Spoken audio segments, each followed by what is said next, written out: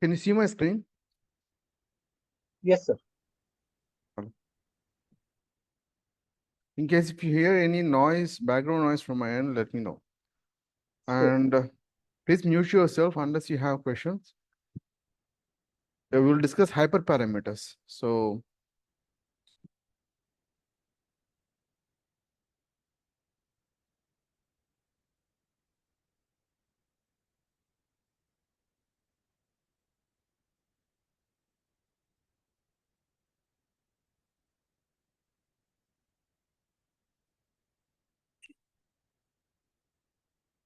before you even get into hyperparameters, we'll see that in templates and regression of classification, we have used hyperparameters, right? So I already explained why we need hyperparameters. Can someone explain me why we even need it when we provide data to algorithm? Algorithm will help us in finding out the precise parametric values, isn't it? Then why we need hyperparameters? I have explained that in machine learning template explanation session. Why we need hyperparameters? So based on that, what should be the hype, let's say gradient search, in which if I need to tune that how we will get the better model. So for that, No, why we that even need hyperparameter? When algorithm is all about finding out the values, precise values for the parameters, right? Then what is the need of hyperparameters? Why we are manually feeding it and creating grid, a dictionary, and then feeding it here? I believe it's for optimal results or better performance. Okay. Now I clearly explained it in template phase, right? That not whatever the data that we provide to algorithm, the data, algorithms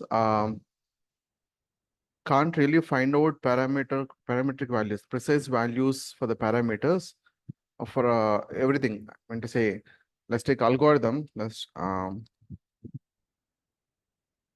take an algorithm.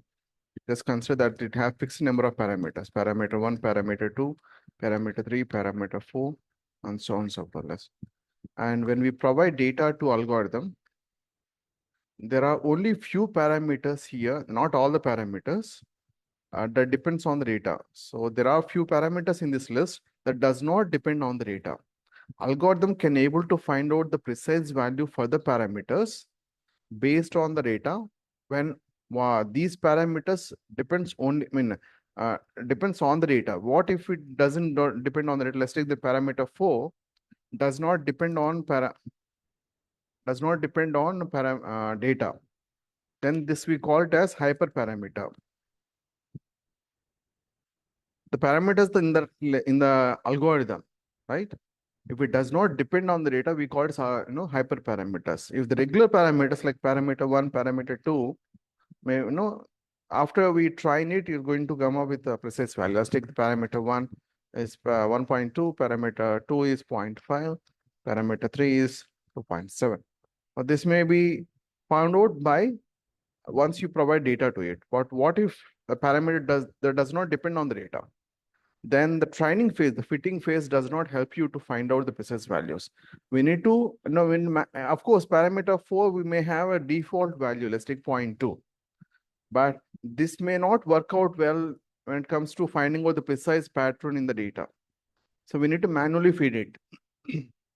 That is the reason we need hyperparameters.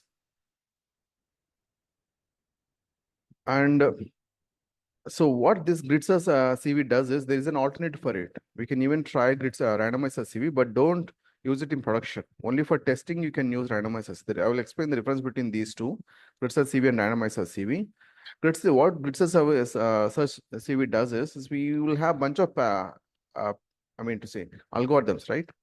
Let's take algorithm one, algorithm two, algorithm three. Just consider that we have three algorithms.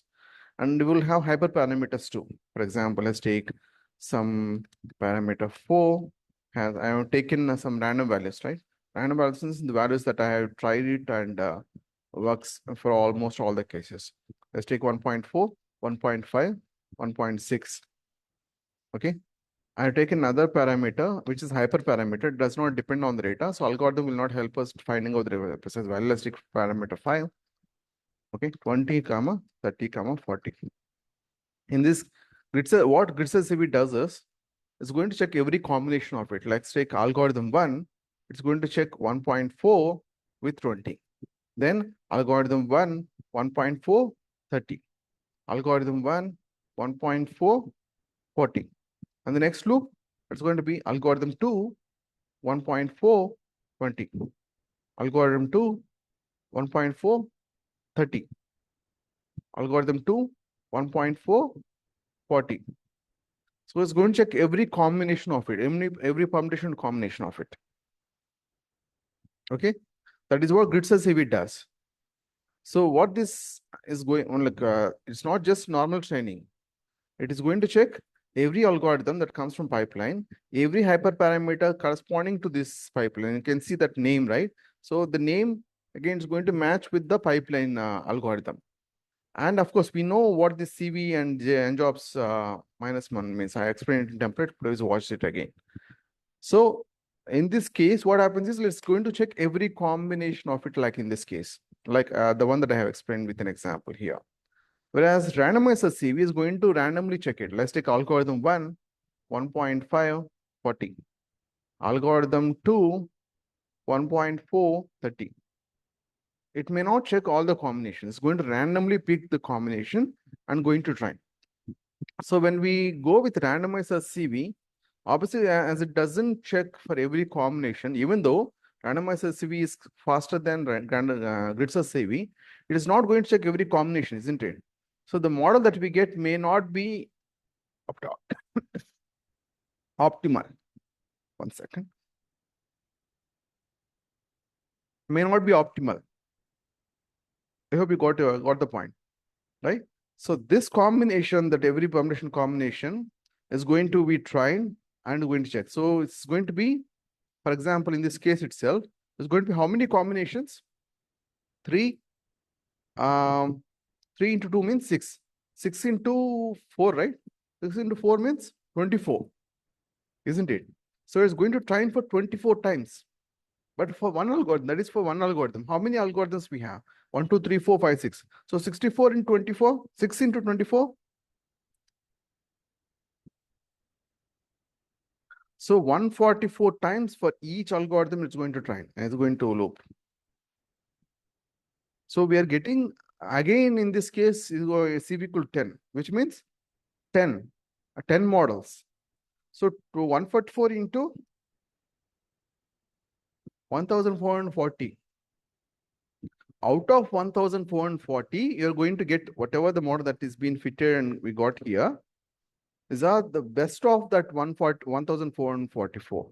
Sorry, in this, if let's say that this model has been picked the best, right? This one here we're going to get the best model. This model is basically best out of 1444. Got it? Any questions on that? Yes, sir. The list of hyperparameters, I kept it in Excel. I'll share that in Google Classroom. You can see that for every regression and classification, clustering I have not explained, I will explain that later. So we have complete list, each category, each algorithm, and the hyperparameters with color coded. So this one is one color, I mean to say that it is for one algorithm. This is a different color, right? Random forest. These are all for gradient regressor. So you can see the hyperparameter name and the values that I have provided in that Excel. Okay.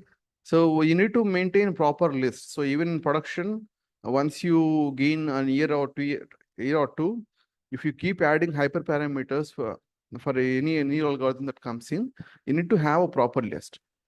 Okay. Here I have given the explanation for each of it. And of course, I have given it in Jupyter Notebook also. This Excel sheet is going to be very helpful. And have a proper notes. Otherwise, it's going to be very difficult to manage things because the AI is a very robust subject. It's difficult to trace it out back again. All right, then we will. I have taken the complete list of it. if you take hyperparameter alpha or learning rate, I given the list here in the round brackets. That is from which algorithm this is being used. This alpha or learning rate being used in lasso, ridge, elasticate, multinomial NB, and Bernoulli NB. These are all the algorithms where we have this alpha and learning rate. Alpha and learning rate being used in gradient descent. Do you remember it? Gradient descent, I explained the step by step, right? B0, B1 taken like, and alpha is 0.01. I explained what is the need, what is the exact purpose of learning rate. Can someone explain what is learning rate?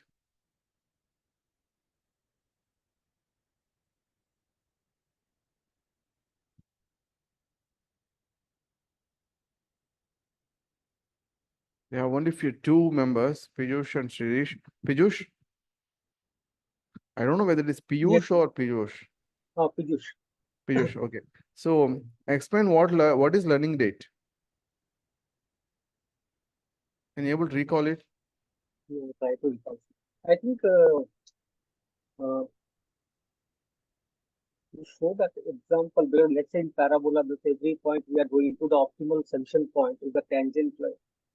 The amount of the percentage that we need to increase to recalibrate the next coefficients, right? B0, B1, whenever we need to keep increasing, right, till we get the optimal value. But Yes, how much proportion, how much percentage we need to keep increasing that? That is alpha or learning rate. Next one is L1 ratio. L1 ratio, we discussed it in detail. L1, L2, and L1, L2. So elastic net, we use both the combination of L1 and L2. When we say L1 ratio is basically L1 and L2. When we have L1 equal to 0.2, then obviously it means L2 equal to 0.8. So that's the reason it got the name L1 ratio. So we not to mention the L2.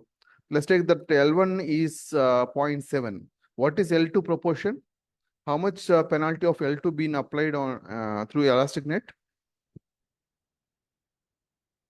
When we have L1 equal to 0.7? It's a simple question. So if you don't answer it even that, then it's going to be you're completely going the wrong way. You're not even practicing. That is what I'm going to consider. point L1 is, if L1 is 0.7, what is L2? point 0.3. Okay. Sirisha, do you have any problem in unmuting yourself and answer it? A simple question, right? I do not have any problem in unmuting, but yeah, I have not practiced it that much. So right now I Even cannot. L2, L1, L2 you haven't practiced it. All right, so if you haven't practiced it, I said L1 equal to 0.2 and L2 obviously is going to be 0.8, right? Then you can, in fact, I myself said it right now. All right, I'm not going to ask any questions. Thanks. N estimators. N estimators is going to be used in random forest and gradient boosting. Okay, I said in ensemble algorithms, I brought this point that bagging and boosting, random forest is based on the principle called bagging. Whereas the gradient boosting is based on the principle called boosting, right? So it is going to use Bayesian tree as the base one. So it's going to generate multiple models for using Bayesian tree. It's not just one model.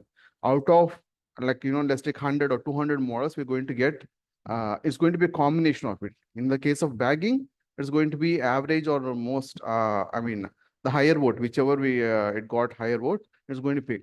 Whereas boosting is totally different. You need to go back and check that video. So N estimate is basically nothing but number of models, number of trees using Bayesian tree algorithm. Max features is random forest regressor or classifier internally has a mechanism, additional mechanism wherein it can pick the maximum number of features. Most important features. It's not maximum number of features, it's the most important features. Suppose if we have 1,000 input columns, if you mention maximum features equal to 200, it's going to pick 200 most important 200 columns in that out of 1,000 columns. Max depth is Gradient is going to be used in gradient boosting regressor. Again, it has been explained in decision tree and some other place. So if we have, usually it's going to be completely based on decision tree, right? Max depth is how much depth we are going, how many levels we have. That is what depth of tree is all about. And C is going to be using decision, random, and gradient algorithms, wherein the C parameter is kind of penalization, but it's kind of L1, L2 penalization, but it's going to be using decision tree, random, and gradient.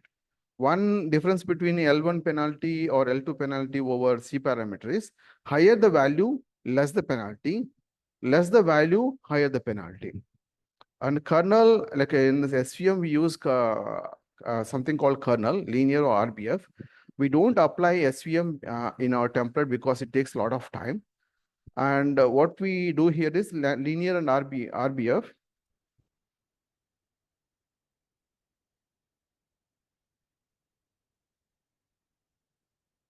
When we have data like this, let's consider that this is a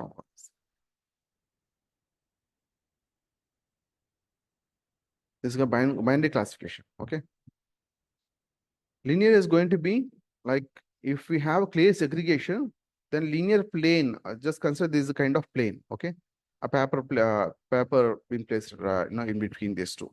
So that so to classify these into two categories. So that is linear. What if the same data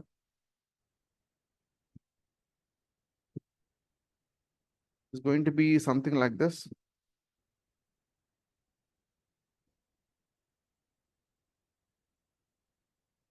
Which is curved, right?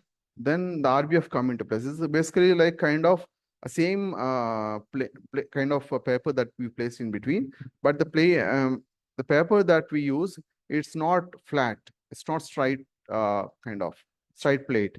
It's kind of curved, kind of like this. Just imagine it in 3D, okay?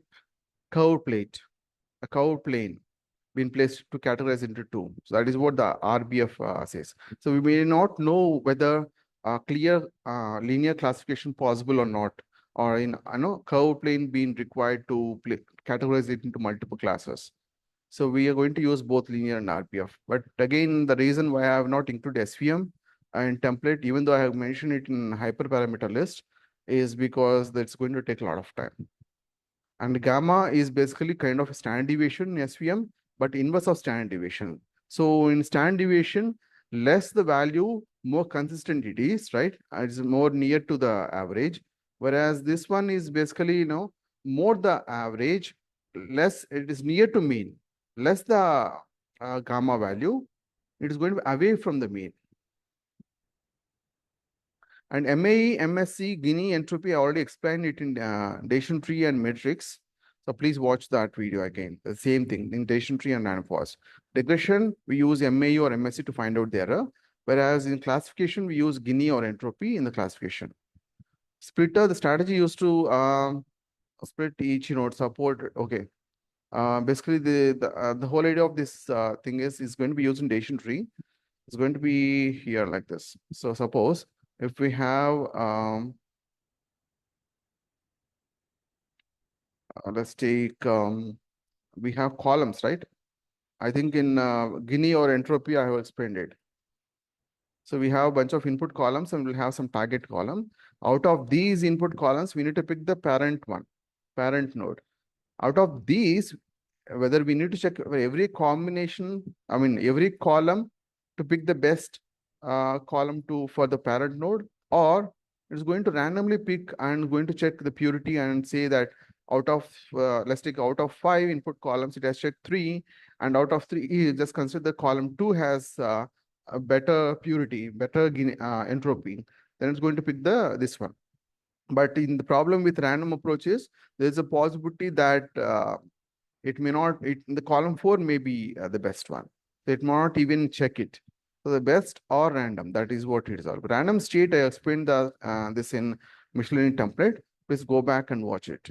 So it's going to seed out, it's going to provide seed such a way that whenever we reshuffles, it's going to have that constant, set of data.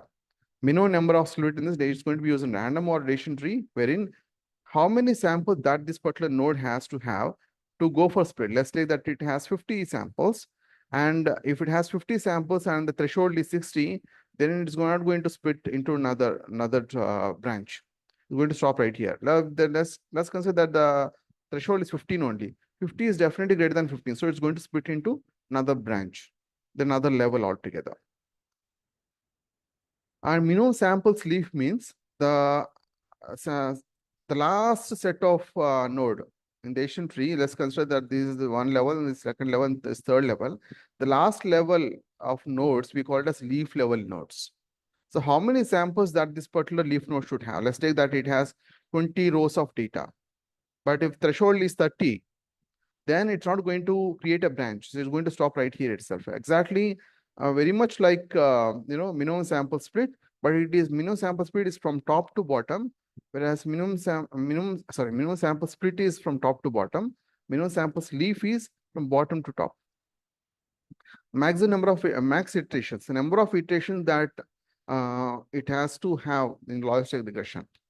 So to get the optimal threshold, so logistic regression is going to be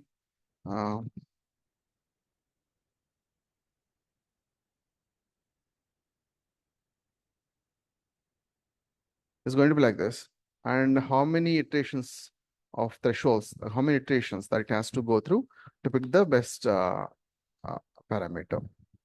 A dual is basically whether it has to go from bottom to top or top to bottom. Let's consider that threshold is 0.7. So in this case, if you go to from bottom to top, then it may not reach, it will take a lot of time to reach 0.7. Whereas from top to bottom, it may reach much faster. So that is what dual is all about. And the P is, we discuss in statistics, P, let's take 0.01 means that 1% is the error percentage, right? Let's take 0.05, which means 5% error. If 0.01 means 1% error, so it has to be 99% accurate. 99% accurate. If it is 0.01, which means 0.1%, right? 0.1% error and 99.9% accurate. That is what P is all about. And metric has city block and Euclidean distance. City block is to find the distance between 2 points. So if we apply our absolute between 2 points, let's take 55 and 40. So distance is 15. Whereas Euclidean distance is a much better approach. It is going to square it. So it's going to be like 55 minus 40 square. And of course, we need to apply square root. So 15 square is 225. And we need to apply square root, that is 15. Why we even need to do that? Again, go back and MAE and MSc, the same logic. N clusters, number in this is going to be used in clustering. So I have not explained clustering. Basically, the cluster is nothing but a group. So if we provide data, then how many groups that we want to form? Suppose if we provide, this is not going to have any target column. In clustering, we are not going to have target columns. We are going to have only input data. Let's take that in a news channel wherein we have a lot of data and that need to be categorized based on politics, sports, education kind of. Then let's consider the three groups that we need to form. Then N clusters is going to be 3. And linkage is basically going to be used in agglomerative. Again, it's part of clustering algorithm. And it's going to be Watt's minimum variance method. Watt's minimum in the sense, suppose if we have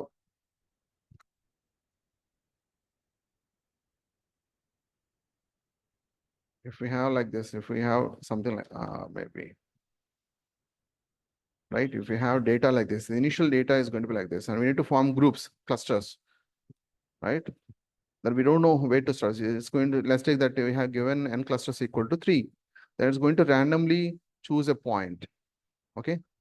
For 3 clusters, so it's going to randomly choose a point. From this point, it's going to keep adding nearby points. Again, it's going to keep on adding nearby points. If there is a conflict, then whether this point has to go to this one or another cluster, this one. So it's going to be judged by the distance. Okay, now there are three methods. Again, the distance will be calculated by either city block or Euclidean distance. But what is the logic behind, like, whether, what kind of distance we need to calculate it? Again, that differs from one to another. What's mean or minimum linkage? It minimizes the total within the cluster. At each step, the pair of clusters with minimum distance, minimum between cluster distance, or manage or merge.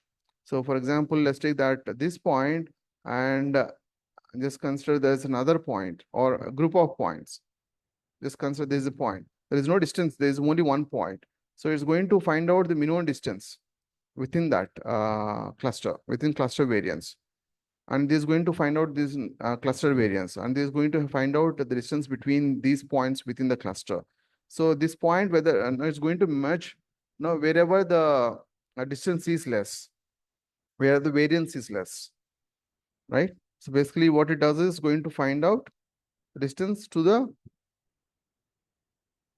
distance this one. So it's going to pick up the minimum value. So out of these values from this point, it's going to calculate minimum for every point, and then it's going to, whichever the minimum is going to pick that one. And in the case of mean, what it does is going to find out, let's check that this is the point, it's going to find out distance between every point in this cluster, every point in this cluster, every point in this cluster. So, and it's going to average out. Let's take average 1, average 2, because we have 3 clusters, right? Average 3, whichever has the minimum value, that this point is going to merge. So in this case, this one. Minimum of single linkage, again, it is very much like this one, but this is more of a city block, whereas this one is Euclid distance. Okay, that's it on hyperparameters.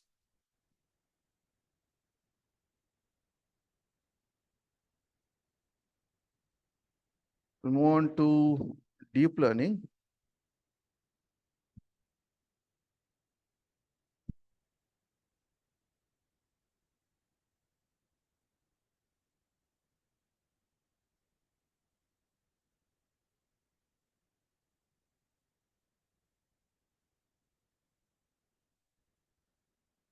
So I'm going to provide the scripts. You can see that DL basics, CNN basics.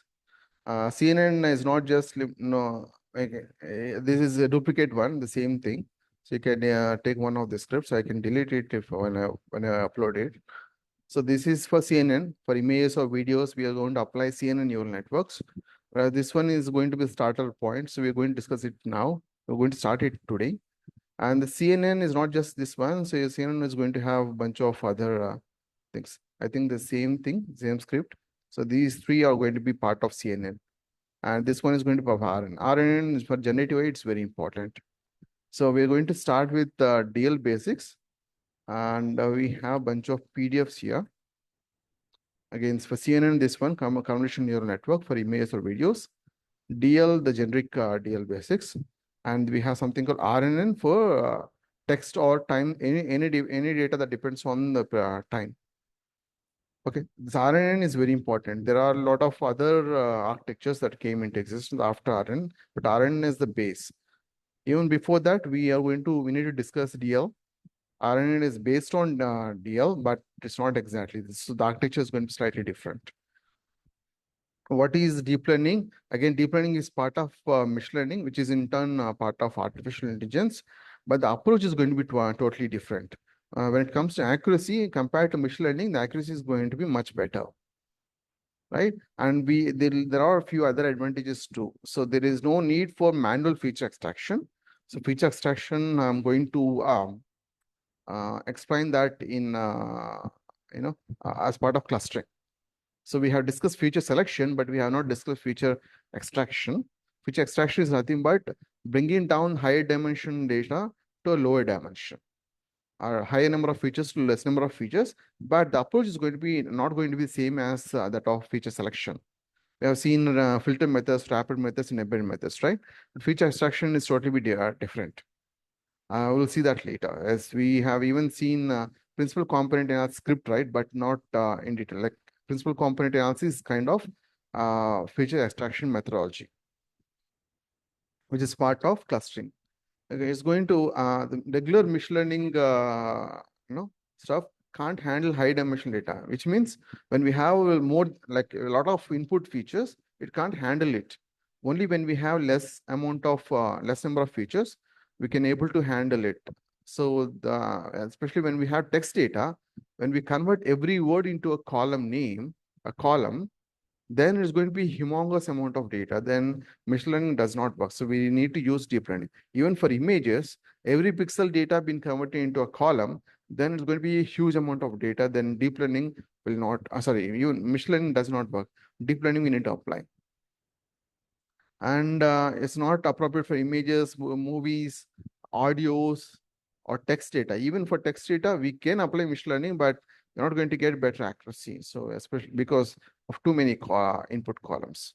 Just consider that now we have a bunch of columns here, and just imagine like how many features that is going to generate. I can see that gender, and these are not the actual data. Just consider these are the unique values in the particular column. It may have a lot of rows. Let's consider there are 3,000 employees, which means 3,000 rows. So in this gender, we may have a unique values of male, female, and others, 3 types, right? In job, we have 4 unique values. So 3 multiplied by 4. So you have to check every combination. So 3 multiplied by 4 to build the pattern. 3 multiplied by 4. And then age, just consider that we have 5 categories. In this case, the 12 multiplied by 5, this 5 is going to be 60 types. And then performance, we have around 7. So 60 multiplied by 7 is 420 types. And we have another column wherein 3 unique values. So 420 multiplied by 3 is going to be 1,260. So we need to that model need to be prepared in a way that to handle 1,260 types. Just imagine that when we have a whole book, it's going to have millions of words, right? Then every word being converted into column, then what happens? It's going to have millions of columns.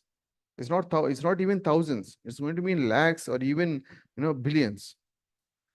In such case, this machine learning does not help. More and more, the curse of dimensionality is all about. So when we have too many columns, machine learning doesn't matter irrespective of the amount of resource you have it in your machine. This methodology by itself does not, is going to perform very poor. That is when the deep learning comes in, and the performance you can definitely see better compared to machine learning. Advantage of deep learning, as I told you, that we can extract important features automatically, and even feature selection, even though it's important, but we can leave it to deep learning if you want in feature extraction too. ENN is a better way to extract low dimensional features from high dimensional data. This is feature extraction, right? The use of ENN enables us to alleviate the problem of cursor dimensionality can be solved using deep neural network. Typical neuron, it got inspiration from neuron, that is human neuron or any other neuron. It's going to be like this. The input will be fed from this thing. We call it as dendrites. And this is going to be nucleus or cell body wherein it's going to process that. So input from here is going to process it. And there's going to be axons wherein through axons, it's going to the information, the output is going to pass to the next one. This is actually the next one, next neuron. So I have not given the nucleus body here, but it's actually next. You can imagine this is going to be this one. And you can keep connecting it. So this typical neural network is going to be like this. This is input, wherein we have 4 columns in this case. The output, it is a binary classification, kind of apple or oranges we need to detect, binary classification. These are the hidden layers, wherein it has to process. And each neuron is going to act like this. And it gets input from this, from each neuron or combination of neurons. It's going to process it, and it's going to spit out some output, and that output is going to act as an input to the next neuron, and so on and so forth. It is going to find out the classification. And this is perceptron, wherein let's consider that we have provided 2 inputs, and this is going to, this file is basically indicates that it is an activation kind of. Is going to combine these inputs and is going to cross-check with threshold. Let's take that this combined together is going to be around 0.5 and threshold is 0.6. Then it's not going to move to the next one. It's going to consider 0. So 0 class. Just consider that there is a greater than threshold. So 0.3 is the threshold and 0.5 we got here. Then is 0.5 is greater than 0.3. So it's going to be taken as move to the next one. That means 1. It's going to be moved as 1. So 0, if it doesn't move, there's 0. If it moves, it is going to be 1, kind of. So then it's going to classify either 0 or 1. That is how it internally works. Of course, these inputs are not going to bluntly being added. It's going to be multiplied with weights, corresponding weights, and it's going to be cross-checked with threshold. This is actually theta. You need to consider it as a threshold.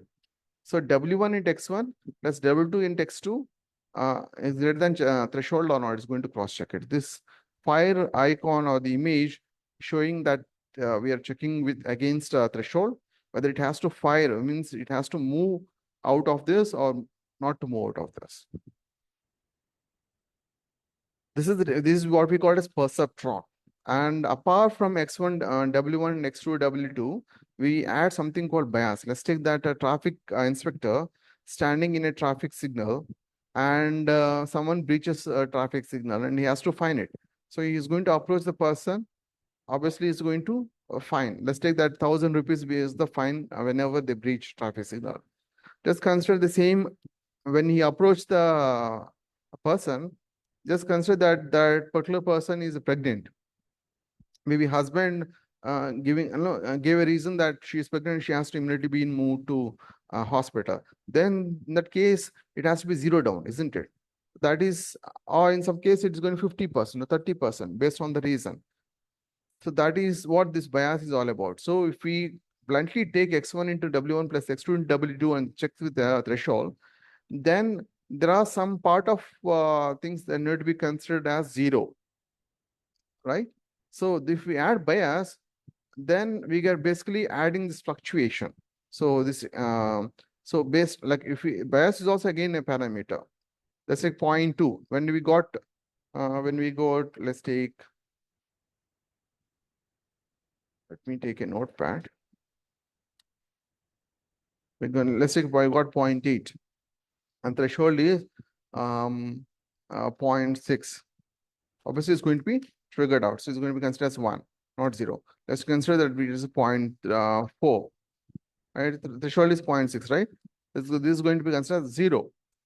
What if we add bias to this? Let's take that I have added bias and it's negative, that is 0.2. Okay.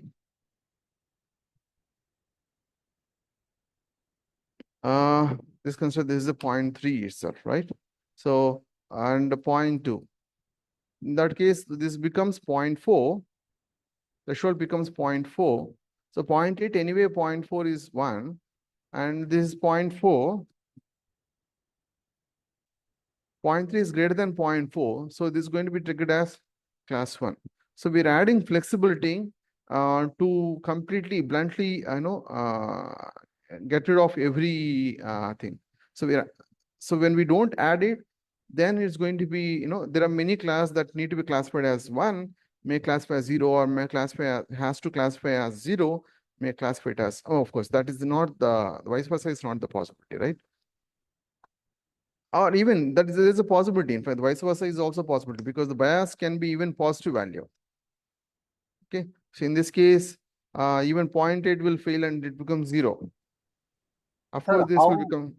Go ahead. how we decide the bias? What should It's be a the parameter. It's a parameter. The neural network will find out. Just like the way when we feed data to algorithm, and it's going to find out the parameters, right? When you have to go through gradient descent again. The neural network again, based on the error, so it's going to initially assume some parameters like W1 is equal to 0, W2 is equal to 0, and B is equal to 0. That is how it starts. And then based on the error, it needs to recalibrate the coefficients. What are the coefficients here? What are the parameters here? W1, W2, and B. So it's going to recalibrate W1, W2, B. And then it's going to check again. And it's going to again find out the error. It's going to do that same process. So forward propagation, backward propagation. Forward, and then again it's going to move back and adjust the weights. So what are those weights? Even bias is also parameter. Parameters otherwise called as weights also. So B, W, and W2. That is how it works. Clear? This is just an example compared to the formula. So another example being given here. Okay, I'm going to explain perceptron, the limitations of perceptron. You know what is AND gate, right? So AND gate is like, when both are zeros, sorry, if one of it is zero, then whole thing will become zero in the case of AND gate. 0 and 0, 0. 1 and 0, because one of it is 0, the whole thing will become 0, right? Again, 0 here, 0. Unless both are 1, both are true. When both are true, obviously it's going to be true. So whenever you see 1, you need to consider as true.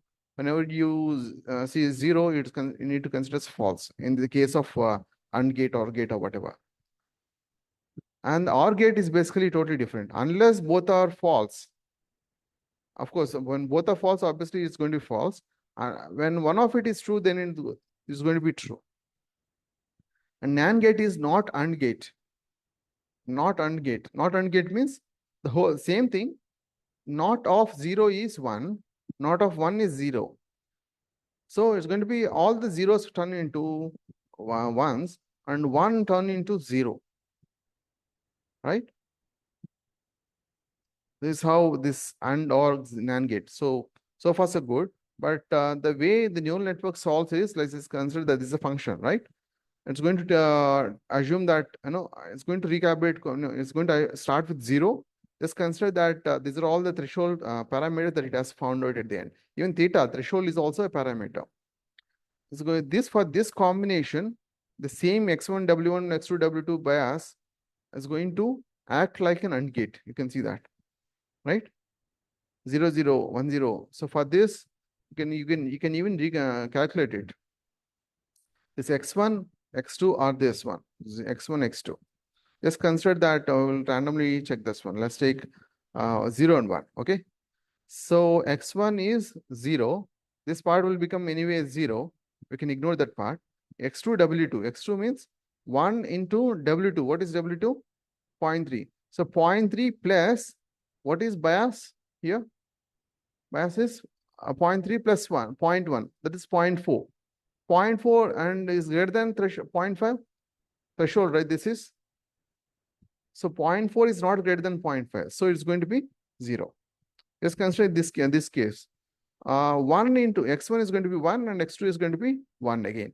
So 1 into 0.3 plus 1 into 0.3 again plus bias is 0.1. That is 0.3 plus 0.3 plus 0.1. That is 0.7.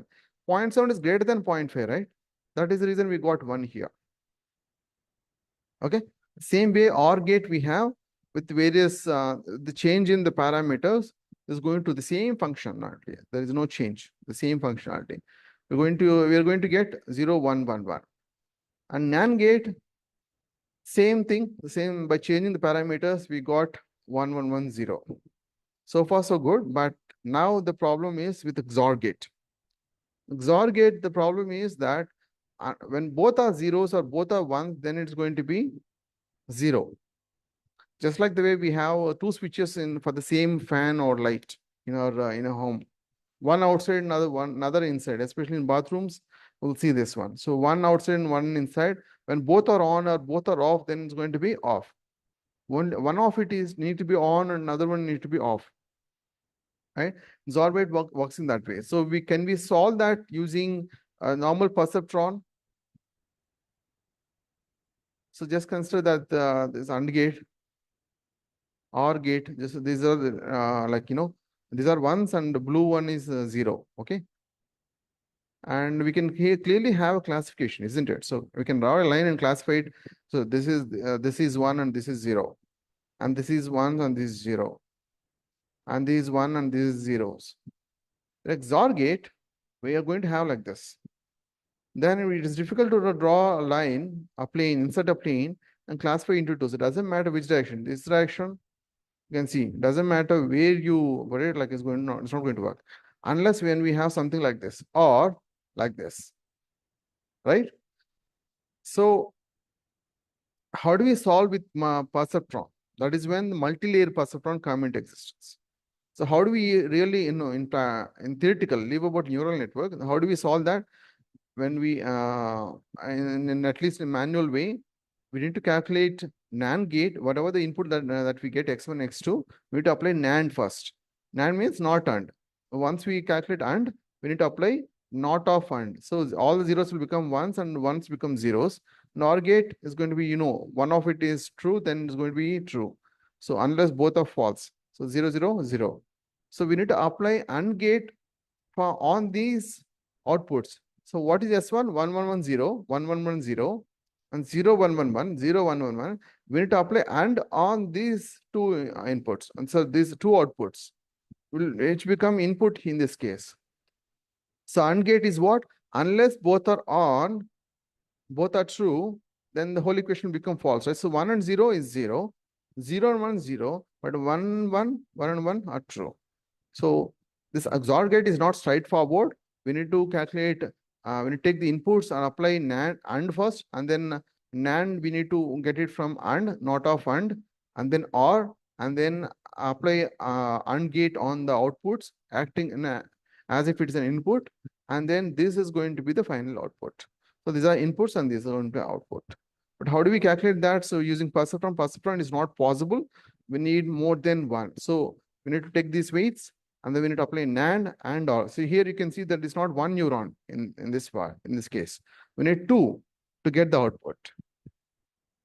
So we need, so when the problem become more and more complex, we may need more neurons. So we start with perceptron with only one neuron in this case, one neuron in perceptron. Now it turn into more than one, that is multi-layer perceptron to solve this problem. It can be even more than two, in fact. Right? So the implementation of multi-layer perceptron is being given here. Is the scikit-learn itself MLP regressor, just like the way we apply any regression algorithm. So data loading and all, and trying to split. And then if you want to standardize it, apply standard scalar, you can apply it. And then after the transform data, like you need to apply just like any other algorithm. But of course, in our template, it's more of grid.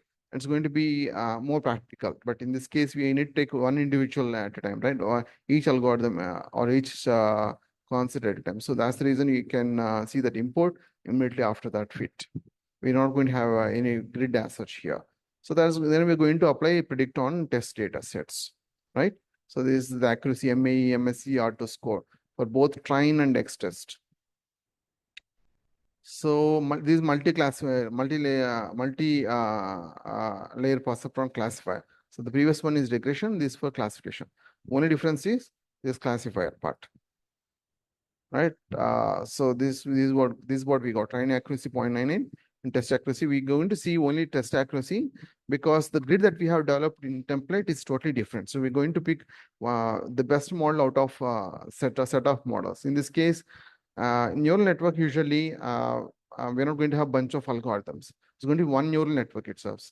The reason why we compare training accuracy with our test accuracy is usually we're going to have one test accuracy in our template, but neural network is necessary because when the training accuracy is high and test accuracy is very low, that means it's been overfitted and we need to reconstruct the neural network. That's the reason. In artificial neural network, multi-layer, there is something called multi-layer perceptron, right? I've seen this multi-layer perceptron and the implementation of it also. And script been given in DL basics and gate, you can see that multi-layer perceptron, XOR gate, multi-layer perceptron regression, multi-layer perceptron classification, and the artificial neural network. The only difference between artificial neural network and multi-layer perceptron is that the kind of activation function you use. So in multi-layer perceptron, we use something called step function. Let me show you that. We use something called step function. So all the negative values, all the even 0.2, 0.3, all these values going to consider zero down. The on the top, like is only when it is 1 or greater than 1, it's going to be considered as, the 1, class 1. Whereas in this case, there is a flexibility. So even 0.8 can be a class 1. 0.2 no 0.4 can be even class 1. But it's going to take an as it is rather than suppressing any value that is less than 1, less than or equal to 1, less than 1 in fact. So if the activation function being changed from step function to sigmoid function, we call this sigmoid function in neural network. We then we start calling this artificial neural network. There is no difference between artificial neural network and multi-layer perceptron. The only difference is the way we use activation function. The step function is going to be for a multi-layer perceptron, whereas for artificial neural network we use sigmoid function.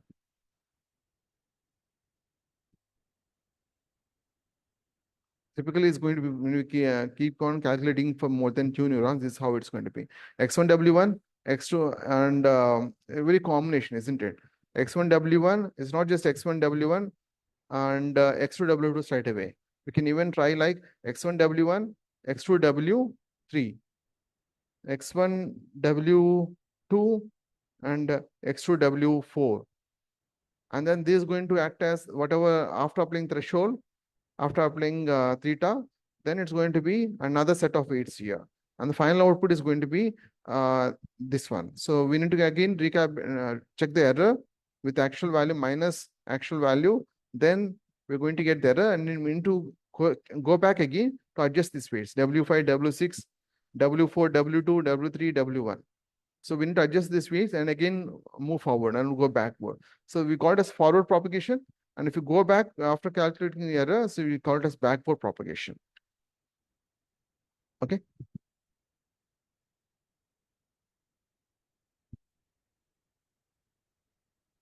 When it comes to when we have more than we may get a lot of activation to say hidden layers. The middle layer we call it as hidden layer. This one is called as hidden layer. The hidden layer, if you keep adding it, right now we have something like this: input, two inputs, or it can be even one input. Right now we have something like this, wherein we need to classify it. Can be one or two. Just consider this a regression problem. It is going to be, if a regression problem, there is going to be only one neuron in the output layer. And this is input layer, this is output layer, this is the hidden layer, wherein hidden layer means processing layer. Okay. And it can be just two, but it can be even more than two. A hidden layer. Of course, input layer, it depends on the number of features. Output layer, number of class. Or in the case of regression, it's going to be only one neuron. Hidden layers can be, we can have more than two neurons. It's not just more than two neurons. We can have more than one layer, one hidden layer. And just consider that this is input. Okay. So we have three hidden layers now. So we call it as deep neural network. The difference between artificial neural network and deep neural network is artificial neural network will have only one hidden layer, whereas deep neural network will have more than one hidden layer. It can be two or three or four or whatever. Usually when we apply an algorithm, we can have minimum 3 hidden layers, maximum 10 hidden layers. Of course, it's not when the architecture becomes more and more complex nowadays, it can even have more than 10 hidden layers. Okay. So we'll discuss the remaining part tomorrow. Thanks for joining. Thank you, sir.